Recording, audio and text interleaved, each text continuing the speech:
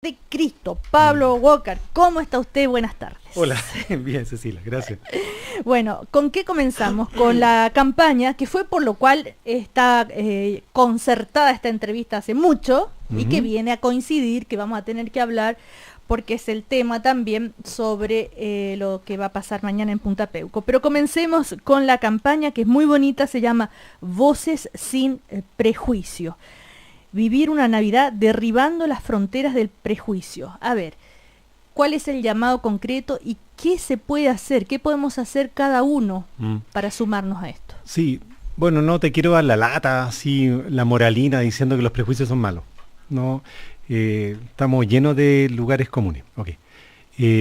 Los prejuicios existen en mí, funcionan, los aprendí de cabro chico. Probablemente venían de ciertos pactos sociales, familiares, a grupos a los que yo pertenezco, que me permitían considerar que era beneficioso mantener cierto tipo de personas alejados de mi colegio, alejados de mis amigos, alejados de mi barrio, alejados de mi iglesia, etc. Pablo, o sea que usted era un cuico. Sí. Y entonces... Sí. Yo creo que soy un cuico. Qué pena. No, pero supongo que ya no hay... Bueno, la amistad con personas que han sufrido pobreza creo que me ha hecho mucho bien, pero no soy capaz de decir que me pongo en sus zapatos. Camino al lado. Ya. Qué humilde su y franco. Sincera y su franqueza. Ya vamos a la campaña de Navidad. Ya, vamos. Entonces lo que te quería decir... Voces sin prejuicio. Lo que te quería decir es que los prejuicios existen, funcionan. Queremos proponer, como aportando un país más justo y digno, como hogar de Cristo, decir, bueno, ¿qué tal si tratamos de conectarnos, decir, a ver cómo se fabrican estas descalificaciones de la persona que es distinto, de qué miedos, heridas nacen?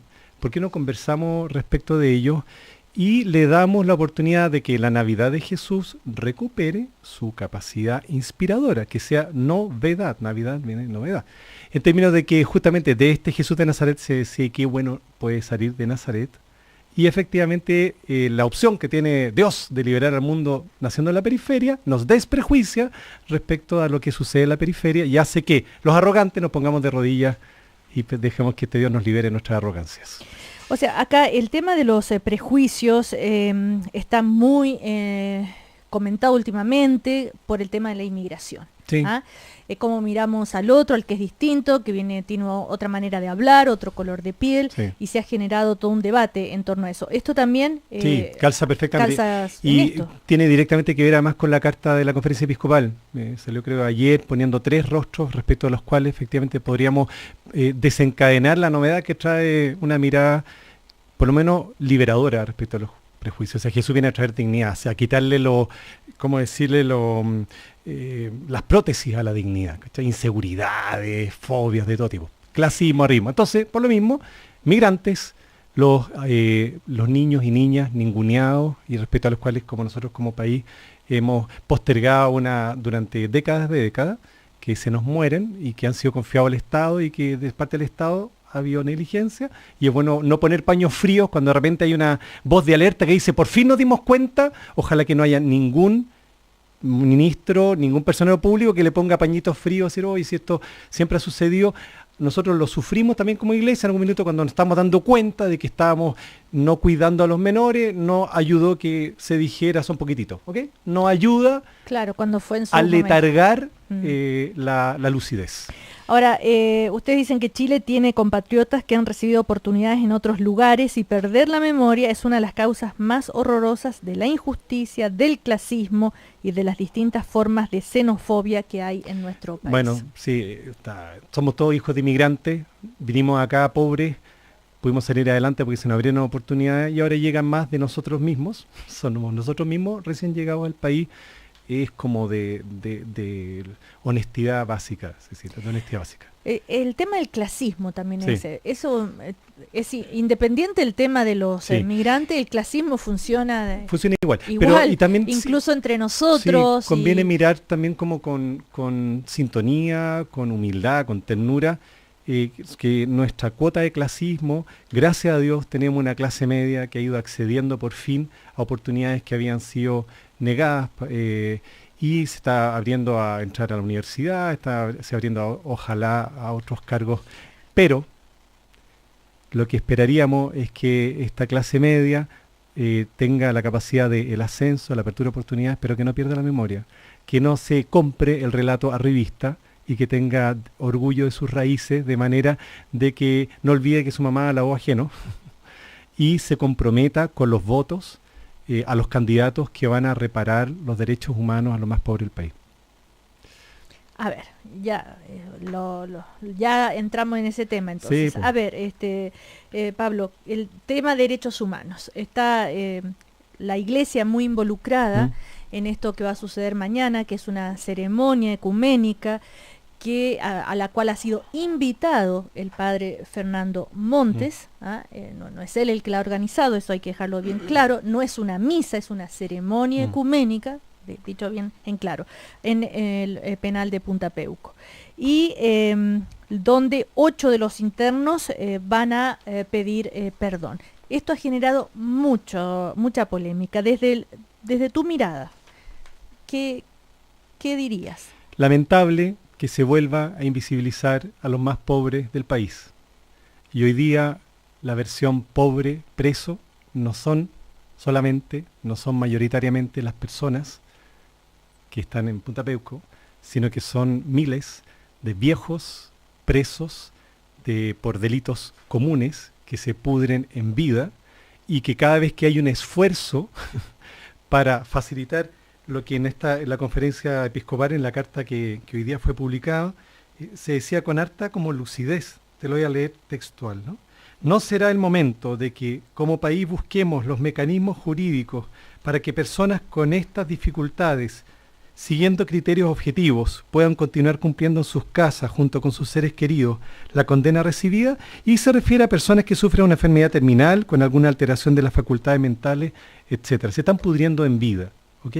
Entonces, cada vez que hay un esfuerzo por, no te diría una compasión asimétrica, sino sencillamente por estar a la altura de nuestra dignidad como país, que ya no tienen una libertad de la cual tengan que ser privados, se les acabó la libertad, no tienen sus capacidades cognitivas, se acabó la libertad, que puedan morir con las pocas redes que tienen, se lo debemos en justicia.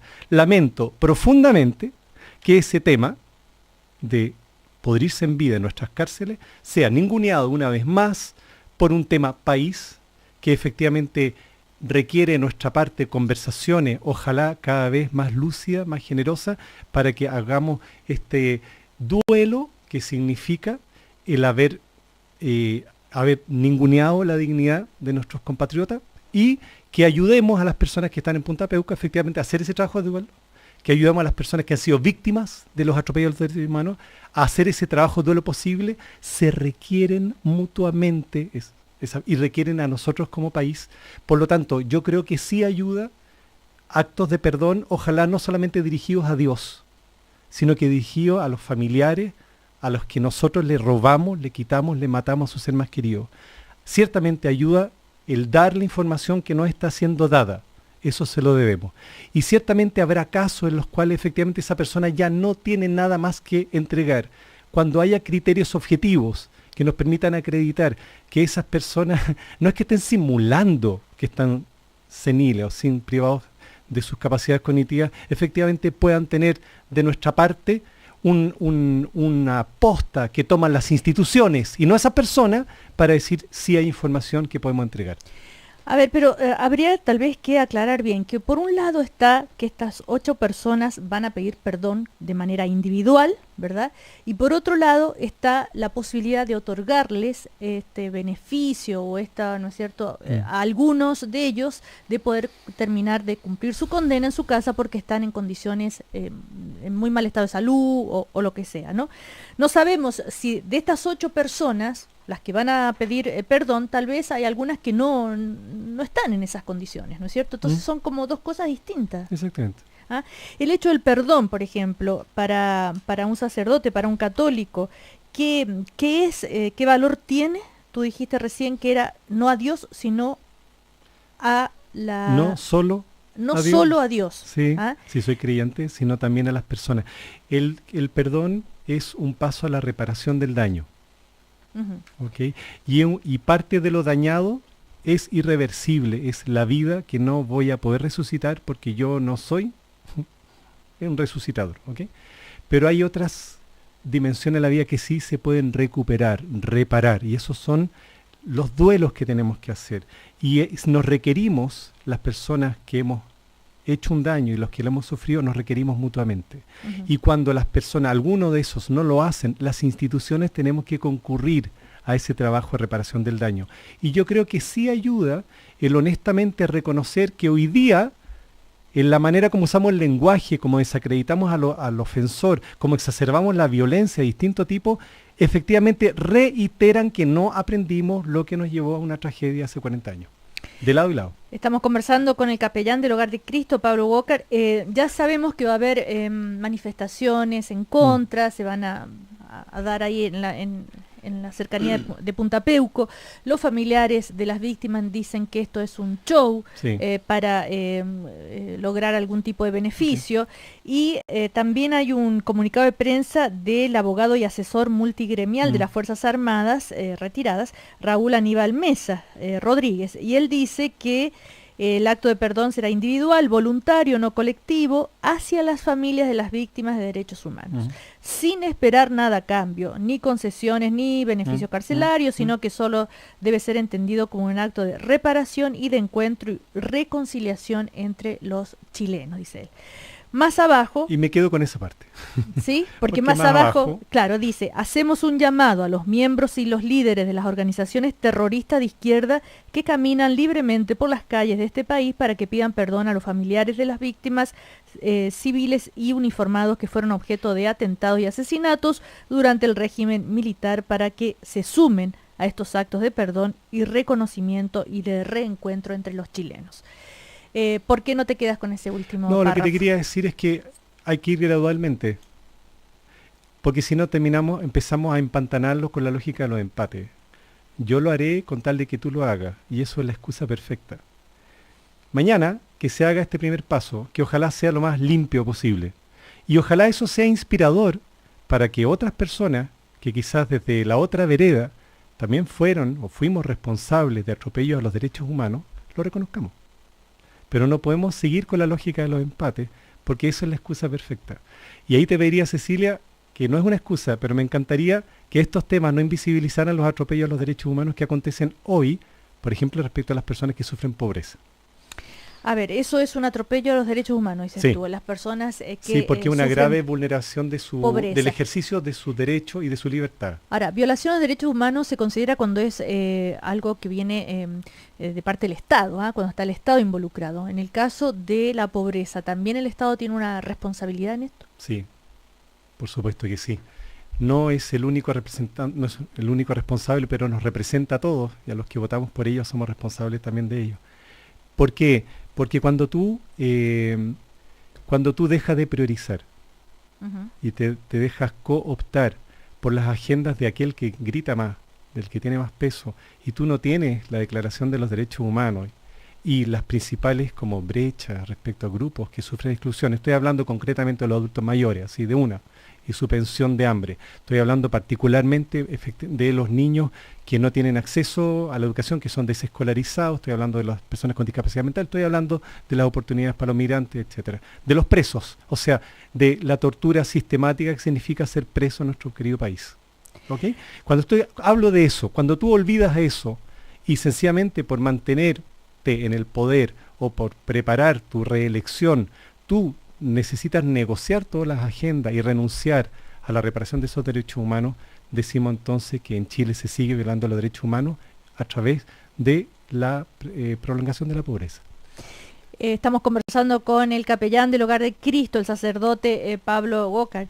En todo caso, ha sido puesto en duda o criticado también el actuar, por ejemplo, del sacerdote Fernando Montes. También va a ir a esta ceremonia el sacerdote Mariano Puga. No sé si tú estás invitado, ¿irías? No he sido invitado. ¿Irías? No lo sé. Tengo un montón de agenda que no es noticiosa. Me gustan los invisibles, respecto a los cuales ojalá les llegara algún día un camarógrafo. ¿Cómo quiénes? Los de las cárceles, los que no son noticia porque valen menos que la bala que los mata, como dice Eduardo Galeano. Entonces, los que no valen nada, los que en el fondo no tienen un grupo de presión, no pertenecen a ninguna agenda de poder, nadie los va a defender porque nadie se quiere sacar una foto, nadie quiere hacer RCE con ellos.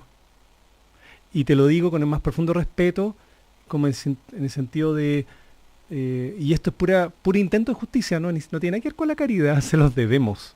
Entonces, ese nivel como de atropello de la vida, de no verlo sencillamente, qué decir con la situación de nuestras poblaciones donde no hay nada mejor que droga para ofrecerle a los cabros. Entonces me parece que eso es vomitivo y yo no tengo ganas de que siga llegando más cámaras de televisión a lo que ya ha sido visto, ¿ok? Uh-huh. Y me gustaría que comenzaran a entregarle los micrófonos a las personas que se mueren sin que nadie los entreviste. ¿Por qué crees tú y cuál ha sido la influencia del Hogar de Cristo finalmente en todos estos años? Que se ha logrado algo cambiar eso que estás denunciando. Algo hemos aportado, en algo nos hemos equivocado, somos parte de la solución y parte del problema. Yo creo que un regalo, la Fundación del Hogar de Cristo hicieron un trabajo de poner la solidaridad como un valor país. Eso es bonito. Tenemos un día de la solidaridad, la presidenta o el presidente pone una rama de roma sobre la tumba de un desvelado, que es el Padre Hurtado, mientras no paguemos las deudas con el pueblo chileno viejo acreedor, sencillo y paciente. Eso es un valor. Uh-huh. Ciertamente no hemos estado todavía a la altura de la dignidad de los más pobres en nuestro país, con una mirada que nos nace de la fe, de reconocimiento de sus derechos, que nos permitan sincerarnos unos a otros y al país, que no podemos usar a los pobres ni para hacer marketing, ni para limpiar conciencia, ni para ganar votos, que tenemos agendas prioritarias respecto de otros, que el niño tiene un interés prioritario, que eso está declarado en una convención universal, pero todavía no es legislación chilena, y la prueba de eso es que no hay presupuesto para la reescolarización, no hay presupuesto para mejorar los estándares de los hogares de menores. El Hogar de Cristo tiene 8 hogares de menores, tienen un estándar relativamente bueno en términos de la cantidad de niños que hay por hogar, ¿te fijáis? Deben ser cerca de 16, igual comparado con los estándares chilenos, que son pésimos, no está tan mal, pero en el país de los ciegos ya sabes qué pasa. Comparado con lo que esas personas se merecen, debería haber un niño por pieza. Deberíamos probablemente triplicar el presupuesto que se les da por persona. Y ese trabajo, que en este momento para nosotros no significa estar haciendo una como investigación, mirando solo los derechos humanos, la investigación comparada a lo que pasa en otros países, las propuestas que se podrían al Estado, para decirle a ver efectivamente de qué monto tendría que ser el compromiso del Estado a nivel presupuestario para estar honrando el interés prioritario de los niños. Quizá yo ahí hago un mea culpa, no hemos tenido todavía el vigor de Alberto Hurtado para decir, amigos, hay prioridades. Y las prioridades son parte de la dignidad de un pueblo. Ahora, ¿quién determina las prioridades? Todos desde distintos puntos de vista encuentran que hay temas prioritarios. Unos dicen la salud, otros dicen la educación, otros dicen el crecimiento económico. Porque sin crecimiento entonces no hay recursos. Bueno, en fin, la prioridad para el Hogar de Cristo es... la dignidad. La dignidad. Las condiciones para la dignidad. Y para no hablar solamente en cura, el ejercicio de tus derechos. Y de tu que permite el ejercicio de tus responsabilidades. Entonces, el pleno ejercicio de tus derechos están declarados en el papel, pero en un porcentaje muy grande de nuestros compatriotas son solo letras escritas en papel. Eso es un dato. Pablo, ¿tú visitas normalmente las cárceles? No tanto como debiera, pero sí, normalmente las visito, sí. ¿Y qué es lo que ves ahí que te tiene tan indignado en el sentido de que eso no sea noticia? Con las familiares, con la agrupación 81 Razones, familiares de las personas muertas en la Torre San Miguel, conmemorando los 5 años de esa tragedia, masacre. Sí.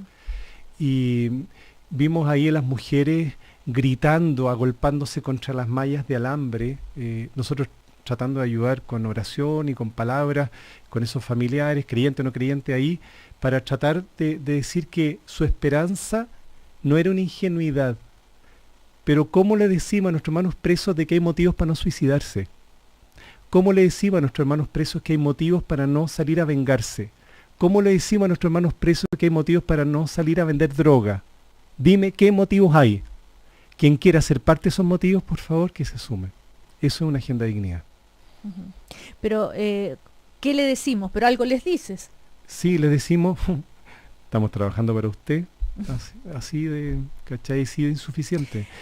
Les decimos que tratamos de visibilizar, ¿sí? Les decimos que sería bueno que sus historias fueran contadas para que no hubieran golpizas, para que no hubiera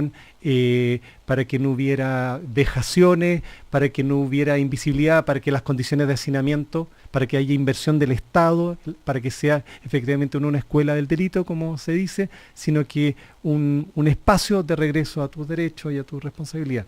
Hay trabajos preciosos, los que se hace, yo conozco poco, pero lo que se hace en San Joaquín, con la pastoral, los centros Mandela, la pastoral carcelaria, también lo que hacen nuestros hermanos evangélicos, son espacios donde se trata de que la persona recupere su autoestima, su conciencia de sus derechos y su dignidad. Hay un trabajo pendiente grande con los funcionarios de Gendarmería que mucha gente están presos junto con los presos. Eso es un dato real. Y sufren este descompromiso del país respecto a nuestros hermanos que son infractores de la ley. Hay una falta de compromiso porque hay una lectura donde se prioriza la seguridad por sobre la dignidad.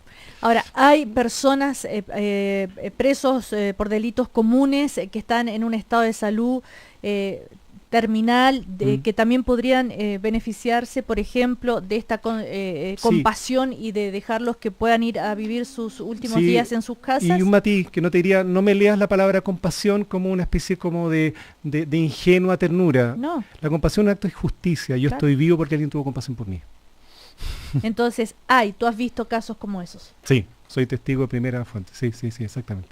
Y bueno, y soy testigo de que no es tema. Entonces, te agradezco los minutos en que hablemos de esos y de los otros invisibles. Claro, que no son solamente, quieres decir tú, los que están en Punta Peuco, que es lo que es la noticia en este momento. Exactamente. Y los niños, los niños y niñas que no pueden ejercer sus derechos. Y entonces un llamado urgente, también un tirón de oreja a esta administración y a las anteriores. No podemos ser el perro del hortelano. Efectivamente tenemos, ¿quién es el dueño? Es la dignidad, ese es el tema. Entonces nosotros a veces no hacemos la pega, no dejamos que las organizaciones se sumen.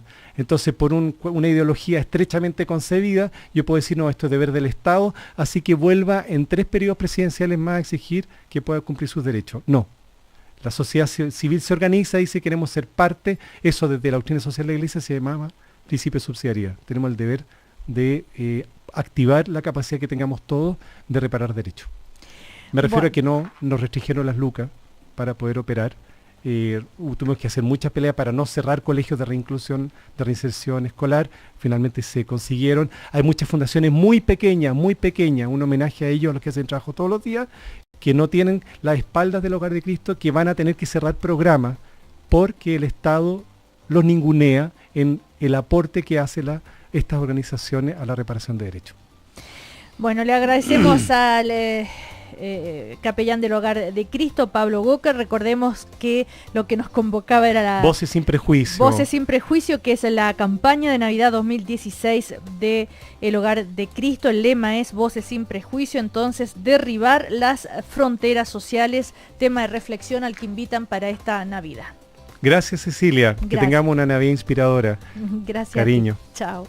Así llegamos al final de nuestro programa. Ya vienen las noticias del Diario de Cooperativa y nosotros nos volvemos a encontrar mañana a partir de las 9.